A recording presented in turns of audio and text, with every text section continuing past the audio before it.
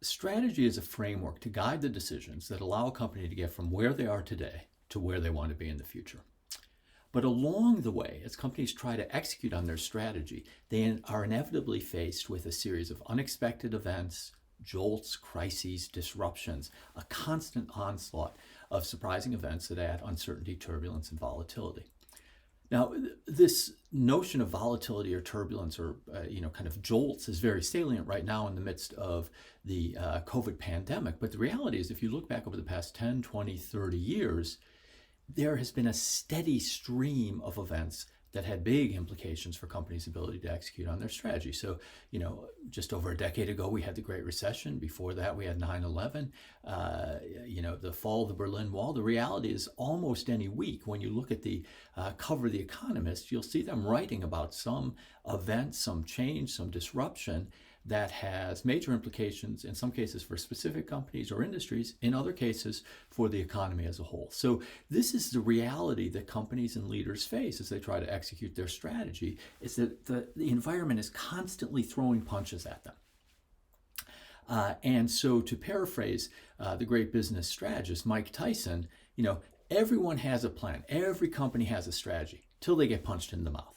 And Tyson was exactly right, because the reality is we have these strategies, we face these shocks. How can we reconcile our desire to make choices and execute on those choices with all these unexpected events?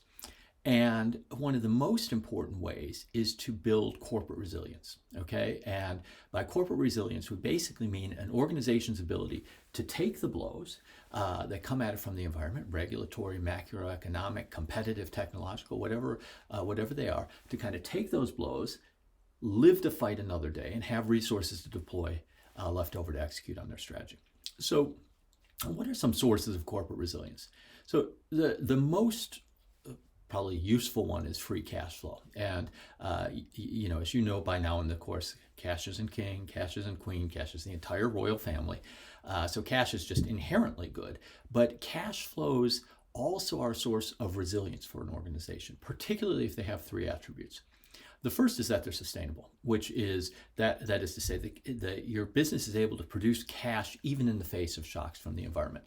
Now, what makes a company's cash flow sustainable is a very deep question, and one we'll talk about a lot in our module on creating competitive advantage and sustainable competitive advantage. But it's things like high switching costs for customers or barriers to entry that make it difficult for competitors to capture more of the value that you've created, even as circumstances change. Another attribute of cash flows that confers resilience is that they're diversified, right? So if you have multiple business units and one of them is hit hard by a shock and the others are less affected, you're still able to proceed and execute on your overall corporate strategy. How do you know if a company's cash flows are diversified? One way is by looking at their reported segment financials. So for publicly traded companies, they will often, in order to inform institutional investors about where they make their money, they will often report out the key business units. These might be business units like in the case of AT&T, Mobility and Warner Media and their Latin American operations. They could be just geographic businesses. But it gives you some sense of what are the key businesses that are driving the cash flow in the company.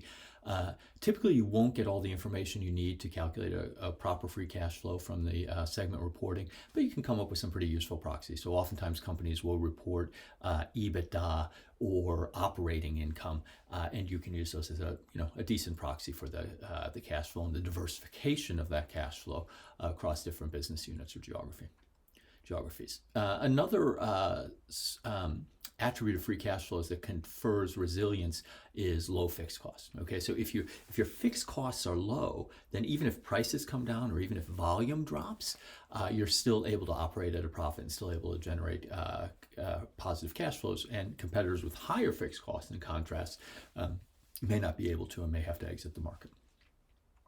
Another source of corporate resilience is government protection. And governments protect businesses for many reasons: protect jobs, protect key technology, generate wealth in their country. This government protection can take a couple of forms. One is outright government ownership. So if you have a government owner and if they have deep pockets, they're able, for instance, in the face of a crisis, to transfer funds to a company in order for it to sustain its operations. Governments can also protect markets through trade barriers or tariffs that make it more difficult for companies from outside the country or region to enter. Also, sometimes governments will declare companies too big to fail. So after the Lehman implosion, it became very clear to the federal government in the U.S. that there were certain banks and financial service institutions that were so big and so systemically important that if they failed, the ripple effects throughout the economy would be disastrous. And as a result, the government has essentially made an explicit pledge to intervene to prevent those companies from failing because of the high costs if they were to fail. So sometimes the government protects a company in a way that provides it with a lot of resilience. Final source of corporate resilience is having a very strong balance sheet. Okay, so you have a lot of cash on the balance sheet, low debt, and this allows you to weather a lot of storms. And we'll talk about some specific ways that you can measure balance sheet resilience in our next video.